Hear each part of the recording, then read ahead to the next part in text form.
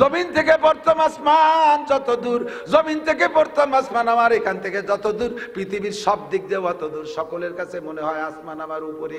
এই জমিন থেকে প্রথম আসমানের বিশাল ফাঁকাটারে যদি সরিষা দিয়ে ভরপুর করে দেন, সরিষা যে ভরে দেন, পুরো একটা ফাঁকা রাখেন, গাদাইয়ে ভরছেন, কয়শো সরিষা হবে? গুনি ভরা যাবে? এবার পাশে বিশাল একটা ফাঁকা মাঠ কইরা আল্লাহ পাক একটা পাখিরে দায়িত্ব দিয়েছেন, হে পাখি, এই জায়গা থেকে একটা করে সরিষা ওই মাঠে নিয়ে রাখবা। পাখি কয় আল্লাহ ডেলি কয়শো নেব? আল্লাহ কয় ডেলি কোনো শো নাই, সপ্তাহে কোনো শো নাই, মাসে কোনো শো নাই, বছরে কোনো শো নাই। প্রত্যেক 1000 বছর পরে একটা সরিষা এখান থেকে ওখানে নিবা, 1000 বছর পরে নিবা। আল্লাহ কয়টা নিয়ে থামিয়ে যাব? আল্লাহ কয় থামাথামি নাই, পুরো সরিষা ভান্ডার খালি করবা, যতদিন শেষ না হবে অতদিন নিতে থাকবা। এই বিশাল সরিষা ভান্ডার থেকে 1000 বছর পরে একটা করে সরিষা নিতে নিতে নিতে নিতে কোনো না কোনো দিন সরিষা ভান্ডার খালি হয়ে যাবে। তবুও বন্ধু আখেরাতের বছর শেষ হবে না।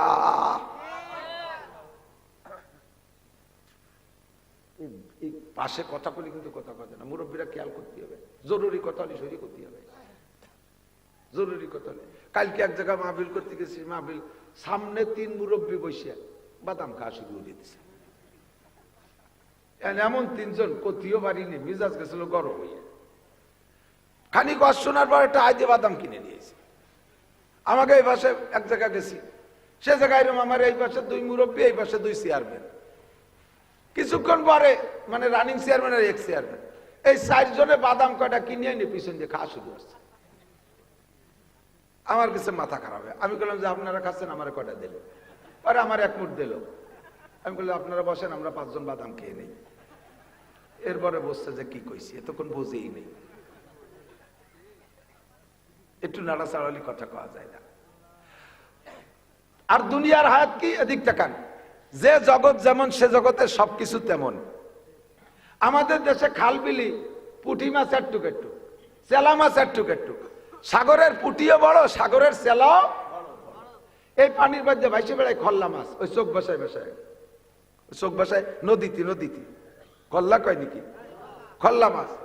আমাকে তো সেগুলো একটু একটু, নদী ছোট মাছ ছোট, সাগরের খল্লা মাছ এই গজার মাছের মতো এত বড় একটা, ঠিক না? যে জগৎ যেমন, আমাদের দেশে ওই যে পানির মধ্যে ভেসে বেড়ায় সুক্ষা লম্বা কাল্লে মাছ একটু একটু, সাগরের কাল্লে এত বড় একটা। সাগর বড় তার কাল্লি বড়, সাগর বড় তার সেলা বড়, সাগর বড় তার খল্লা বড়। আমার এলাকার খাল বিল ছোট, তার সব মাছ ছোট। আখেরাত বড়, তার সব কিছু বড়। বছরও বড়, দিনও বড়, মাসও বড়, সপ্তাহ বড়, ঘন্টাও বড়, মিনিটও বড়। যেই লোকটা দুনিয়ার জিন্দেগিতে 60-70 বছর হায়াত পাইছেন বাবা, আখেরাতের লম্বা লম্বা সেকেন্ড আর মিনিটের হিসেবে 70 বছরে হায়াত সমান সমান দুনিয়ার 70 বছরে হায়াত, আখেরাতের 2.5 থেকে 3 সেকেন্ড। এই 2.5 থেকে 3 সেকেন্ড দুনিয়ায় হায়াত পাইছেন, আর বিশাল হায়াত আখেরাতে রয়ে গেছে। যে জায়গা থাকবেন যতটুক, সে জায়গার জন্য করবেন ততটুক। এইটা হলো জ্ঞানীর পরিচয়। যে জায়গা থাকবো ততটুক, সেখানে করব ততটুক। এবার 2.5 থেকে 3 সেকেন্ড টাইমের ভিতরে আমার কামাই করতে হবে বিশাল আখেরাতের জন্য।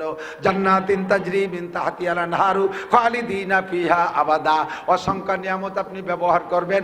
আপনারে বিল্ডিং, এদিক আপনারে বিল্ডিং দেওয়া হবে। ঢাকা শহরে বিল্ডিং বানাইতে যে টাকা লাগে, গ্রামে কিন্তু সে টাকা লাগে না। গ্রামে যে টাকায় 2তলা 3তলা বিল্ডিং হয়ে যায়, ঢাকায় সেই টাকায় 2তলা 3তলা বিল্ডিং হয় না। আরে গ্রামে যে কয় টাকায় বিল্ডিং এর জায়গা হয়, ঢাকায় সে কয় টাকায় জায়গার বিল্ডিং হয় না, বিল্ডিং এর জায়গা হয় না, ঠিক না? ওখানে কিনতে সেই রকমই লাগে। দুনিয়ার জায়গা জমি কিনতে বেশি টাকা লাগে না, আখিরাতের জায়গা জমি কিনতে বিশাল টাকা লাগে। আখিরাতের ভিতরে বিল্ডিং পাইবেন লাবিনাতু মিন ফিদ্দা, লাবিনাতু মিন যাহাব। একটা ইট হবে স্বর্ণের, একটা ইট হবে রূপার, মেশকো আর জাফরানের গাঁথনি হবে। যারা শুধু আলহামদুসুরা জানেন, 7টা আয়াতে আলহামদুসুরা, সাবুল মাসানি 7 আয়াতে আলহামদুসুরা। আলহামদুসুরা যদি একবার পড়েন, আল্লাহর কসম এর পড়ার সঙ্গে সঙ্গে আপনার জন্য জান্নাতের মধ্যে 7 তলা একটা দালান তৈরি হয়ে যায়। আলহামদুসুরে পড়ে সাথে ইন্না তাইনা পড়বেন, 10 তলা দালান হয়ে যাবে, সাথে কুলুস সূরা পড়বেন 14 তলা দালান হবে, সাথে নাস পড়বেন 20 তলা দালান হবে, সাথে ফালাক পড়বেন 24 তলা দালান হবে, সাথে তাব্বাত ইয়াদা পড়বেন 29 তলা দালান হবে, সাথে ইজাজা পড়বেন 29 আর 5 কত হয় 34 তলা দালান হবে, সাথে সূরা কাফিরুন পড়বেন 34 আর 6 40 তলা দালান হবে। এমন করে পড়তে পড়তে যদি 30 পারা পড়ে বেলায় দিতে পারেন 6666 তলা দালান আল্লাহ পাক জান্নাতের মধ্যে আপনার আমলনামায় তৈরি করে দিবে। এর জন্য দুনিয়া থেকে ইট পাঠানো লাগবে না, বালি পাঠানো লাগবে না, সিমেন্ট পাঠানো লাগবে না, কন্ট্রাক্টর পাঠানো লাগবে না, রাজমিস্ত্রি পাঠানো লাগবে না। পড়বেন আর কোরআন শরীফের দ্বারা জান্নাতের মধ্যে বিল্ডিং হবে, স্বর্ণ আর রূপোর ইটের গাঁথনি, মেশকো আর জাফরানের গাঁথনি হবে। এই বিশাল আলিশান বিল্ডিং পাইতে হলে আপনাকে কি পরিমাণ টাকা কামাই করতে হবে? ওই টাকা কামাই করার জন্য হায়াত মাত্র 3.5 সেকেন্ড। এই 3.5 সেকেন্ড হায়াতের ভিতরে কিভাবে কামাই করবেন? দুনিয়ায় সব চাইতে যে লোকটা সর্বশেষে আখেরাতে জান্নাতে যাবে, আখেরাতে সব শেষে, ওর পরে আর কেউ নাই, সে লোকটা কোন লোক জানেন? সবাই রে ভেস্টে টেস্টে দিয়ে আল্লাহ একজনের ডাক দিয়েছে, এই তুই এদিকে আয়, যত মাফ করার দরকার সম্ভব করে তোর আমল নামা দেখা। ও কবে যে আল্লাহ ইয়ার দেখে লাভ নাই, কিছু নাই। আর যদি ওই পাশ দেও তাহলে আর আমারে মাফ করার কোনো সুযোগ পাবে না। জারি যাত্রা, করসা, গাজির গান, গুণযাত্রা, জেনা, ব্যভিচার, চুরি, ডাকাতি, লুচ্ছমি, বেড়া, ক্যাডামস, কারিদাস, বিয়ার ডিবি, স্বনির্ভর, জাগরণী চক্র, আশা, প্রশিকা, গ্রামীণ ব্যাংক, দালাই মোতা, খাড়াই খা, আইটি আইটে পায়খানা করা, জাল দলিল, মিথ্যে সাক্ষী, মিথ্যে মামলা, আকাম কিচ্ছু বাদ দেয়নি। তোমার যদি মাফ করার ইচ্ছে থাকে তাহলে এক কাজে মাফ করো। আল্লাহ পাক বলবেন মাফ করার জন্য তো একটা সূত্র থাকতে হবে, তোর তো কিচ্ছু নাই, কিছুই নাই, ধর ওরে জাহান্নামে নিয়ে যা, ধর টান দিয়ে নিয়ে যা। তো এর ফেরেশতারা টান দিয়ে পায়ের রশি বাঁধে হেসলা টান দিয়ে ফেলাইয়ে টান শুরু করবে। ইতিমধ্যে নবী পাক সাল্লাল্লাহু আলাইহি ওয়াসাল্লাম আল্লাহর পাশে বসা, নবী আলাইহিস সালাম খুঁজতেছে যে কোনোভাবে দেখি কিছু পাওয়া যায় নাকি। হঠাৎ করে দেখে তার মুখে দাড়ি। হুজুর দেখেন দাড়ি, এটা একটা আল্লাহ পাক রব্বুল আলামিনের সিস্টেম। দাড়ি দেখে হুজুর বলবেন সুযোগ পাইছে, আল্লাহ আল্লাহ করে ডাক দিছে। আল্লাহ কে ফেরেশতারা দাঁড়া, আমার দোস্ত ডাক দিছে, কি যেন পাইছে। কয় আল্লাহ বান্দা তোমার, দোজক তোমার, দিবা তুমি দোজকে, আমার তো বলার কিছুই নাই। ওর আমলনামায় কিছু খুঁজে পাই নাই, কিন্তু ওর মুখে দেখতেছি দাড়ি। দাড়ি আমি নবীর সুন্নাত, জাহান্নামের ভিতরে আমার সুন্নাত কয়টা যেন না পড়ে, মেহেরবানি করে দাড়ি কয়টা মুখের থেকে খুলে রাখা যায় নাকি? আল্লাহ কয় না, দাড়ি খুলে রাখলে তুমি মিথ্যেবাদী হবা। কি মিথ্যেবাদী হবো? কয় তুমি উম্মতকে শুনাইছো তামুতুনা কামা তাহজাউন ওয়া তুহশারুনা কামা তামুতুন। তোমার জীবন যাপন যেমন হবে, মরণ হবে তোমার তেমন, আর মরণ হবে যেমন, যে চেহারায় হাসর হবে তেমন। কাজেই তোমার উম্মত দাড়ি সহ জীবন যাপন করছে, মরছে দাড়ি নিয়া, ময়দানে মাশারে আছে দাড়ি নিয়া। এখন দাড়ি যদি খুলে ফেলাই দেয় তুমি মিথ্যেবাদী হবা, ওর দাড়ি খোলা যাবে না। নবী সুযোগ পেয়ে কয় আল্লাহ তোমার বান্দা তুমি দোজকে দিবা দাও, তাহলে আমার দাড়ি যেন আগুনে পড়ে না, আমার দাড়ি যেন জাহান্নামের মধ্যে যায় না। এবার দাড়ি আর বান্দার মধ্যে একটা গ্যাঞ্জাম লেগে গেছে, একটা হিসিং লেগে গেছে। বান্দারে দিলে দাড়ি দেয়া লাগে, আবার দাড়ি খুললে দাড়ি না দিলে বান্দারে দেওয়া যায় না। আল্লাহ পাক রব্বুল আলামিন সঙ্গে সঙ্গে বলবেন, এ ফেরেশতারা আমার বান্দার দায়িত্ব আমার কাছে, আমার বন্ধুকে অপমান করা যাবে না, আমার বন্ধুরে বেইজ্জত করা যাবে না। কাজেই আমার বন্ধুর সম্মানার্থে বাদদিল সাইয়্যাতিহি হাসানাত, ওই দাড়ির ওসিলায় তার জীবনের সমস্ত গুনাহগুলো নেকি দ্বারা পাল্টাইয়া দাও, সব গুনাহ নেকি দিয়ে পাল্টাই দাও। লাস্টে লোকটারে গুনাহগুলো নেকি দ্বারা পাল্টাই দিয়া তারে জান্নাতে দেবে। এই লোকটার মনে বিশ্বাস ছিল না যে ও জান্নাতে যাইতে পারবে, সবাই পরে পিছে পড়ে গেছে। তারপরেও চিন্তা হচ্ছে হয়তো যে পরের বেস্তের কোনা একটু থুতি পারে, আমারে আমার জন্য কোনো বরাদ্দ নাই, আর একজনের বেস্তের কোনা একটু দিতে পারে, ওরে বেস্টারটা ঢুকাইতে থাকে এই দুনিয়ার মতো 11টা দুনিয়ার সমান জায়গা। এত বড় জায়গাওয়ালা বেহেশতে, অত বড় বিল্ডিংওয়ালা বেহেশতে, 4টে নদীওয়ালা বেহেশতে, কমপক্ষে এক একজন পুরুষ। প্রথম যেদিন জান্নাতে যাবেন 72 জন করে স্ত্রী পাবেন। সারা শব্দ নাই, কি বলবেন? জান্নাতে যেদিন প্রথম দিন যাবেন 72টা বউ পাবেন। কন্যা সুবহানাল্লাহ। ভয় পাচ্ছে নাকি যে এত বউ কন্ট্রোল করবো কি এরিয়া?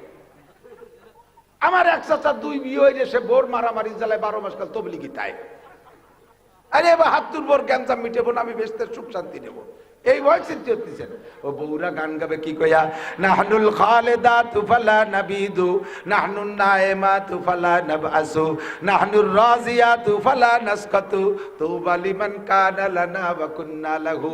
এই 72 জন একসাথে কোমর ডুলোয় ডুলোয় নাচতে নাচতে আসবে আর বলবে, আমরা আপনার পর সন্তুষ্ট আছি, আপনি আমাদের পর সন্তুষ্ট থাকেন, জীবনে আপনার মনে কষ্ট দেব না, আমরা চিরকুমারী চির সুন্দরী, আপনার সাথে কোনোদিন গ্যাঞ্জাম হবে না, আমাদের মধ্যে কোনো গ্যাঞ্জাম হবে না, গ্যাঞ্জাম হওয়ার যে কারণ তার কিছুই আপনার মধ্যে নাই, আমাদের মধ্যেও থাকবে না, কাজেই ভয় পাওয়ার কোনো কারণ নাই।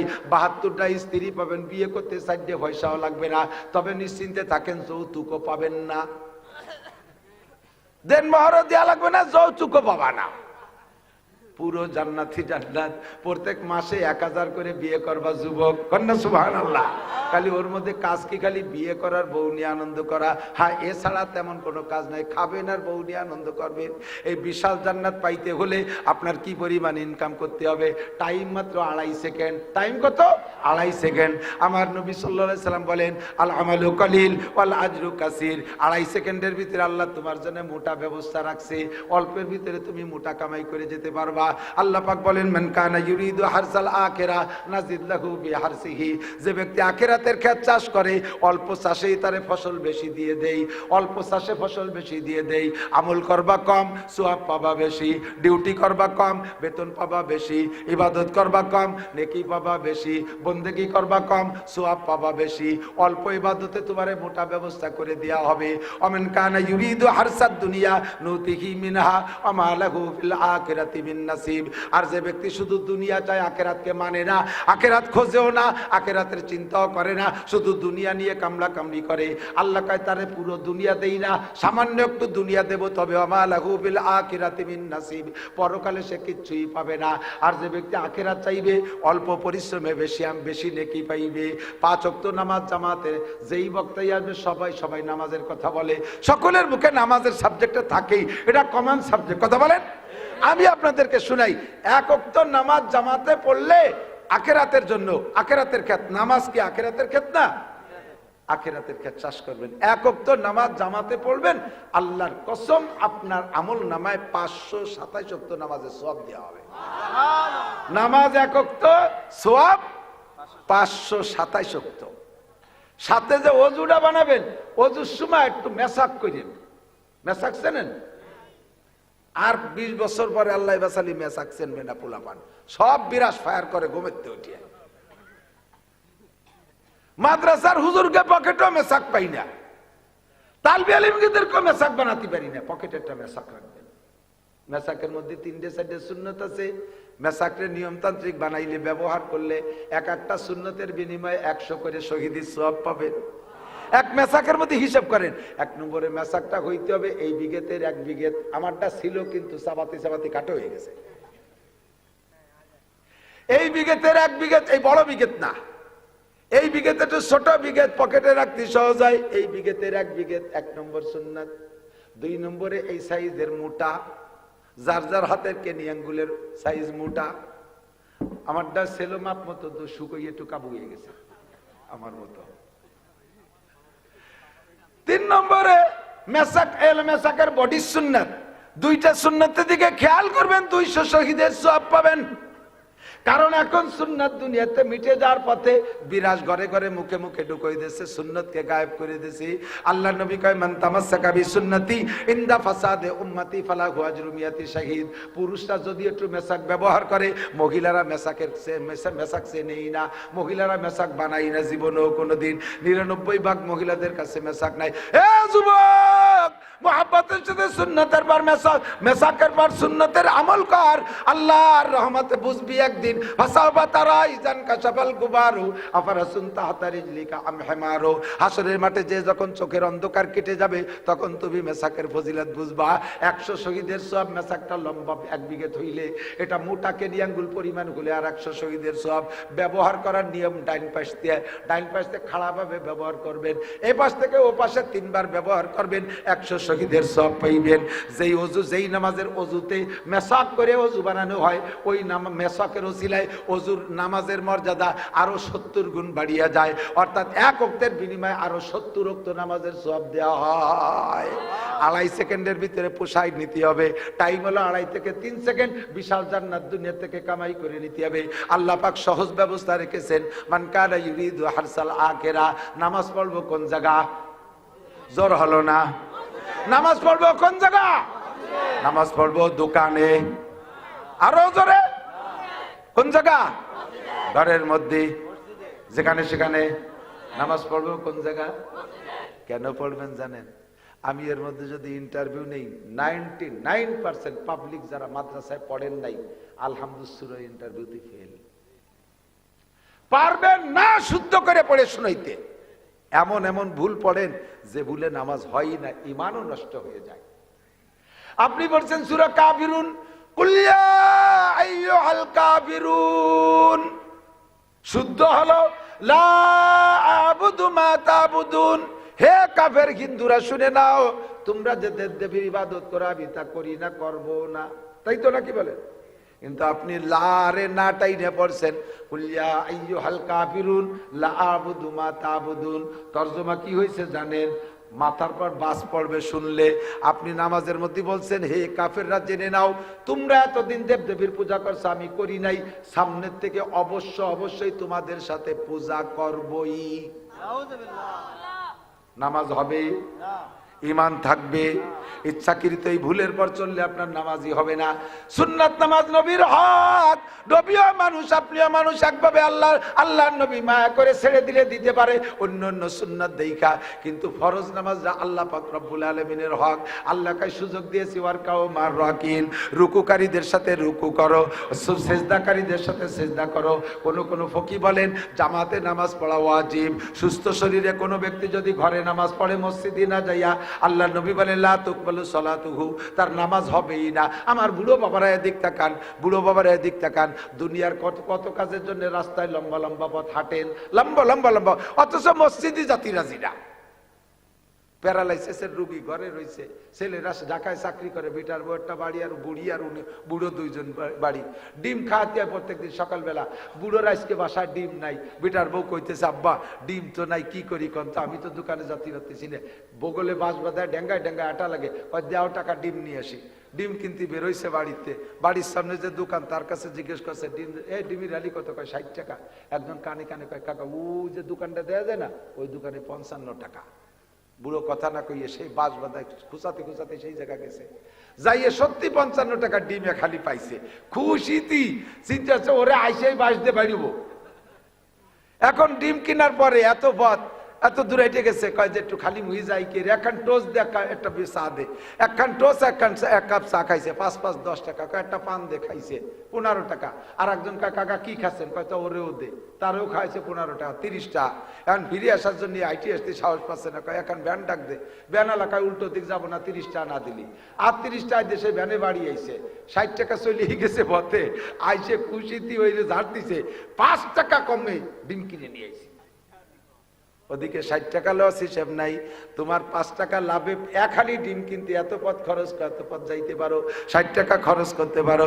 ঘরের থেকে বেরোইয়া মসজিদে গেলে এক ওয়াক্ত নামাজের বিনিময়ে 527 ওয়াক্ত নামাজের সওয়াব। এই লাভটা তুমি বুঝলে না।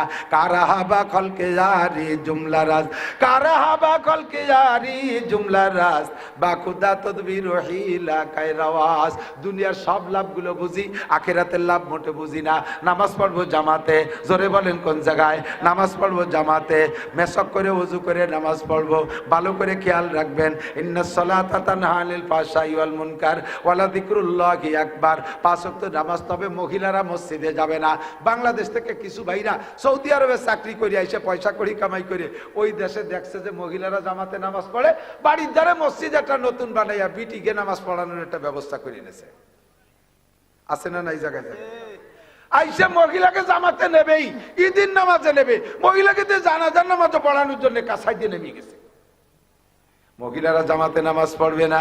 মহিলারা যত নির্জনে নামাজ পড়বে তত তাদের সওয়াব বেশি। মক্কা মদিনার সাথে বাংলাদেশে তুলনা করলে চলবে না।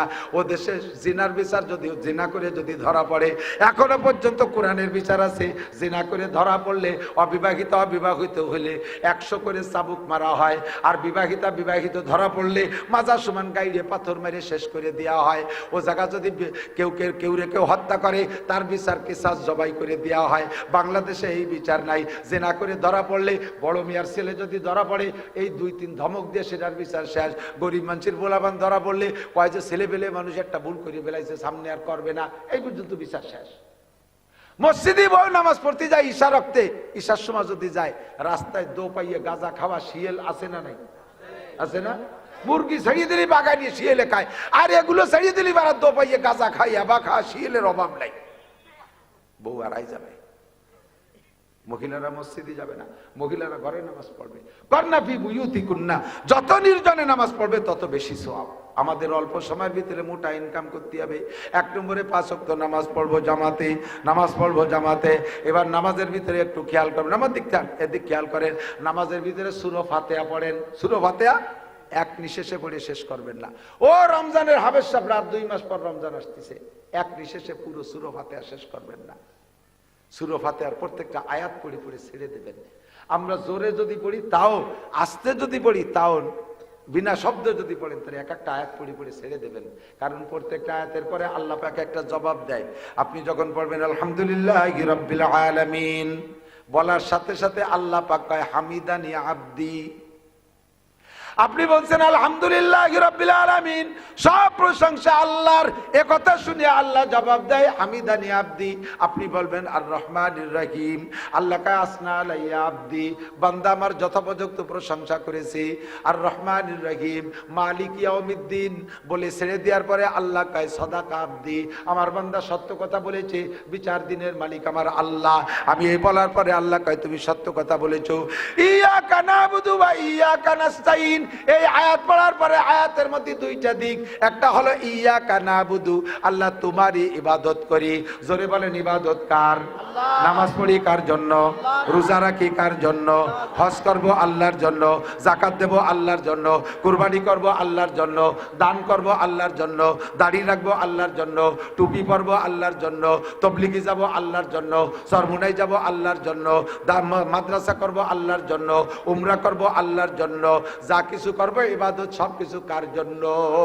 ইয়াকা নাবুদু। কয় আল্লাহ ছাড়া আবার কের জন্য ইবাদত করে নাকি? কয় মানুষে এরকম করে, মানুষের কাছে প্রশংসা পাওয়ার জন্য ইবাদত করে। আছে না নাই?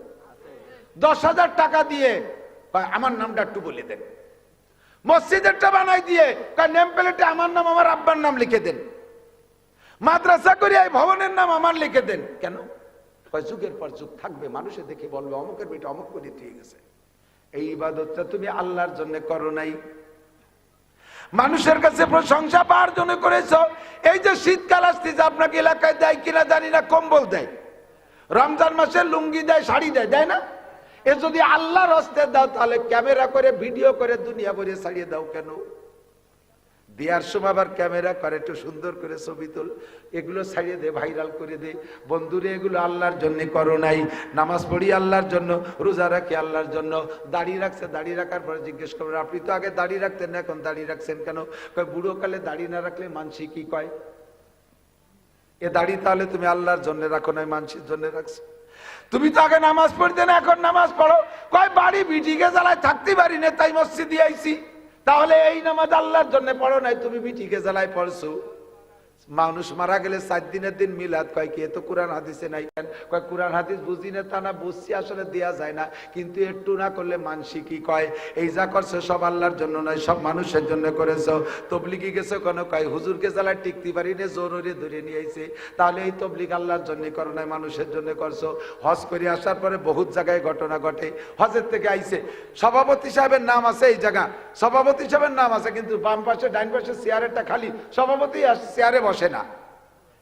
কি ব্যাপার, এই চেয়ার খালি কেন? চেয়ারটা সরানো নাই, কেউ বসে? কয় যে না, চেয়ার সরানোও যাবে না, বসাও যাবে না। ও চেয়ার কার চেয়ার? কয় সভাপতি চেয়ার। তা ডাক দেন। কয় না, উনি আসবে না। কি হয়েছে? উনি এবার হজ করে আসছে, তা আমরা উনার নামের শুরুতে আল হাজ লিখতে ভুলে গেছি। এই জন্য উনি খুব গরম। আমি 8 লাখ টাকা দিয়ে হজ করে আসছি, আমার নামে শুরুতে আলহাজ রেখেছি, স্টেজে আমি উঠতেই পারলাম না। উনি আলহাজ হজ করে আইছে আলহাজ পোস্টারে লেখানোর জন্য, আল্লাহর জন্য না। আছে না নাই? আছে। যা কিছু ইবাদত করব হজ কার জন্য? উমরা কার জন্য? সব ইবাদত আল্লাহর জন্য করব, মানুষের জন্য কিছুই নাই। যারা জোরে জোরে জিকির করে মানুষের শোনানোর জন্য, যাইয়ে রাস্তায় গল্প মানে কয় প্রত্যেক সপ্তাহে হালকা আমি উপস্থিত হই, তাকে টের পাও, কয় না তা তো বুঝতে পারি না, কয় শোনো না যে জোরে জোরে জিকিরটা ওইটা আমি করি। আমি শেষ রাত্রি মাইকে জিকির আমি করি, ওই মসজিদে জিকির পরিচালনা আমি করি। এই যেটুক করছো সব মানুষের কাছে প্রশংসা পাওয়ার জন্য, এই ইবাদত আল্লাহর জন্য করো নাই। কিয়ামতের ময়দানে আল্লাহ পাক জাহান্নাম উদ্বোধন করবেন 3 শ্রেণীর মানুষ দিয়া। একটু বলেন কয় শ্রেণী? 3 শ্রেণীর মানুষ দিয়ে আল্লাহ জাহান্নাম উদ্বোধন করবে। তার ভিতরে 1 নম্বর করবে আল্লাহ পাক শহীদদেরকে দিয়ে জাহান্নাম উদ্বোধন করবে। শহীদরে দিয়ে জাহান্নাম শুরু করবে। শহীদরে বলবে এই উৎকুলিল জাহিন, তুমি জাহান্নামে যাও। শহীদ বলবে আল্লাহ আমি জাহান্নামে যাবো, তাই শহীদ হলাম কেন? আল্লাহ কয় তুমি কি জন্য যুদ্ধ করছো তুমি বলো। কয় আমি ইসলামের জন্য যুদ্ধ করছি, তোমার দিনকে জিন্দা করার জন্য। আল্লাহ বলবেন বালকাজাবটা, তুই মিথ্যে কথা বলছিস। তুই যুদ্ধ করার মধ্যে তোর উদ্দেশ্য ছিল 2টা। একটা হলো যদি তুই বাইসে থাকিস যুদ্ধ করে জয়ী হতে পারিস, তাহলে বীর মুক্তিযোদ্ধা উপাধি পাবি, আর যুদ্ধে বিজয়ী সম্পত্তির ভাগ পাবি। জীবন ভরে মুক্তিযোদ্ধা কোঠায় ভাতা পাবি, আর তাই খাইয়ে খাইয়ে বাঁচতে পারবি। এই কোঠা তৈরি করার জন্য মুক্তিযোদ্ধা করেছিস, এই যুদ্ধ করেছিস, কাজেই তোর যুদ্ধের মধ্যে এখলাস নাই। আর নিয়ে ছিল যদি মরে যায় শহীদ হয়ে যাস, যদি মারা যাস তাহলে মানুষের জীবন ভরে তোর শহীদ কবে, তোর কবরের গায়ে শহীদ নাম লিখে রাখবে। এই শহীদ উপাধি পাওয়ার জন্য যে যে উদ্দেশ্যে যুদ্ধ করেছে দুনিয়া থেকে পাওয়া হয়ে গেছে, এখন তুমি খালি হাত তুমি জাহান্নামে যাও। 2 নম্বরে আমার মতো আলেমকে ডেকে বলবে তুই জাহান্নামে যা। আমি বলবো আল্লাহ কেন জাহান্নামে যাব? আল্লাহ কয় তুমি কেন যাবে না? আমি বলবো আল্লাহ তোমার দিনের প্রচার করেছি, আমি আলেম হয়েছি, দিনের প্রচার করছি, দিনের খেদমত করছি, জাহান্নামে কেন যাব? আল্লাহ কয় তুমি আলেম হয়েছো কি জন্য? এটা তুমি আলেম হয়েছো কি জন্য শুনে নাও। তুমি আলেম হয়েছে এই জন্য মানুষও তোমরা মৌলানা বলবে, মুফতি সাহেব বলবে, পীর সাহেব বলবে, তোমাকে বিশাল পোস্টারে নাম লাগবে, তোমার নামে আন্তর্জাতিক খ্যাতি সম্পন্ন উপাধি দেবে, ওয়াজ করে মোটা মোটা টাকা কামাই করবা। তুমি এইভাবে এই লোভে তুমি বক্তা হয়েছিলে, আলেম হয়েছিলে, যে উদ্দেশ্যে আলেম হয়েছে তার দুনিয়া থেকে পাওয়া হয়ে গেছে, তার কিছুই আমার জন্য করো নাই। তুমি জীবন ভরে নামাজের মধ্যে মিথ্যা কথা বলছো, ইয়াকা নাবুদু বলছো, এটা মিথ্যা কথা বলছো, জাহান্নামে যাও। 3 নম্বরে দানবীরকে ডেকে বলবে তুমি জাহান্নামে যাও। কেন আল্লাহ জাহান্নামে যাবে এত টাকা দিয়ে? আল্লাহ কার টাকা দিয়েছে কোন উদ্দেশ্যে? কয় তোমার রেজামন্দি, তোমার সন্তুষ্টির উদ্দেশ্যে। আল্লাহ বলবেন মিথ্যে কথা বলেছো, তুমি টাকা দিয়েছো দান করছে এই জন্য যে মানুষে তোমার দানবীর বলবে। মসজিদ বানাই দিয়েছো দানবীর বলবে, মাদ্রাসা বানাই দিয়েছো দানবীর বলবে, কম্বল দিয়েছো দানবীর বলবে, জাকাতের কাপড় দিয়েছো দানবীর বলবে। এই দানবীর বলার প্রশংসা পাওয়ার উদ্দেশ্যে ওগুলো দুনিয়া থেকে বলা হয়ে গেছে, এখন তুমি কিছুই পাবা না। এজন্য হুজুর বলেন আকলিস দীনাকা ইয়াকফিকাল আমালুল কলিল। তোমার ঈমানকে ইখলাস করো, পিওর করো, খাঁটি করো। ইন্নামাল আমালু বিন্নিয়াত, প্রত্যেক আমল নির্ভর করে নিয়তের উপরে। ফ্রেশ নিয়তের সাথে ইবাদত করব। ইয়াকা নাবুদু, আল্লাহ তোমার ইবাদত করি। এরপরে অংশ কি কইছি, ওয়া ইয়াকা নাস্তাইন, তোমার কাছে সাহায্য চাই। ইবাদত করি কার? সাহায্য চাই কার কাছে? এইটার ভিতরে 2টা দিক, ইবাদত আল্লাহর, সাহায্য চাই আমার। এই আয়াত পড়ার পরে আল্লাহ কয় হাযা বাইনি ওয়া বাইনা আবদি ওয়া লি আবদি মা সাআলা। এই আয়াতটা আমার আর আমার বান্দার মধ্যে 2 ভাগ। বান্দার জন্য বান্দা যেটা চাইছে বান্দারে দিয়ে দিছি, আর আমার যেটা আমি পেয়ে গেছি বান্দা যেটা চাইলো সেটা বান্দারে দিয়ে দিলাম। এক একটা আয়াত পড়ার পরে আল্লাহ এক একটা জবাব দেয়। এরপরে পড়ছেন কি, ইহদিনাস সিরাতাল মুস্তাকিম। ও আল্লাহ তোমার কাছে সাহায্য চাই। তবে আমার একটা দাবি, বাংলাদেশে আমরা বাঙালি মানুষ, বাংলাদেশে রাস্তার অভাব নাই, বাংলাদেশে দলের অভাব নাই।